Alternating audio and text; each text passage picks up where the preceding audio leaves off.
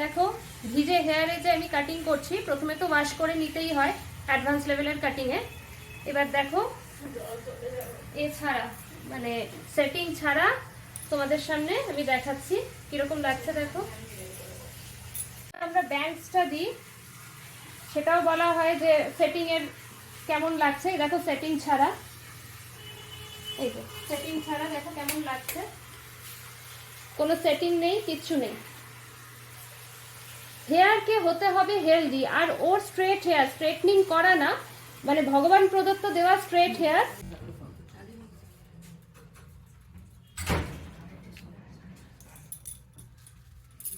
দেখো সেটিং এর আগেও দেখালাম, সেটিং এর পরেও দেখাচ্ছি। এই দেখো কেমন এসছে।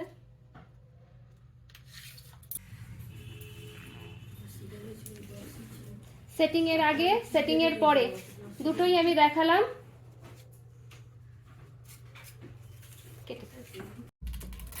আমাদের সেটিং ফুল কমপ্লিট হয়ে গেছে, কাটিং সেটিং পুরোটাই কমপ্লিট হয়ে গেছে। একটু এদিকে ঘোরাও।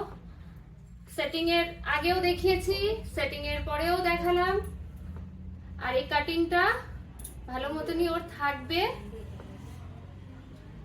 আর ওকেও একবার জিজ্ঞেস করব আমি যে কাটিং করে কিরকম লাগলো বা কতটা স্যাটিসফ্যাকশন এসছে, ওর যেটা আশা নিয়ে এসেছিল ততটা হয়েছে নাকি। প্লিজ একটু বলো আর কোথা থেকে এসছে। হাই, আমি হিমমটো থেকে এসেছি। আমি ভীষণ স্যাটিসফ্যাকশন পেয়েছি। আমি অন্য অনেক পার্লারে গেছি, এত সুন্দর কাটিং আমি কোথাও পাইনি। আমি এখানে বারবার আসতে চাই। আমি ভীষণ হ্যাপি আমার কাটিংয়ের জন্য। আমি এত সুন্দর কাটিং পাবো আমি সত্যি ভাবতে পারিনি। আমি ফুল স্যাটিসফ্যাকশন পেয়েছি। Thank you so much. Thank you. Setting এর পরে তোমরা অনেকেই জিজ্ঞেস করো যে সেটিং এর আগে আর সেটিং এর পরে কি তফাৎটা হবে। এই তফাৎ, ওটা পুরো ভেজা চুলের উপরে দেখিয়েছিলাম আমি, এটা ড্রাই করা হেয়ার, সেটিং করা হেয়ার।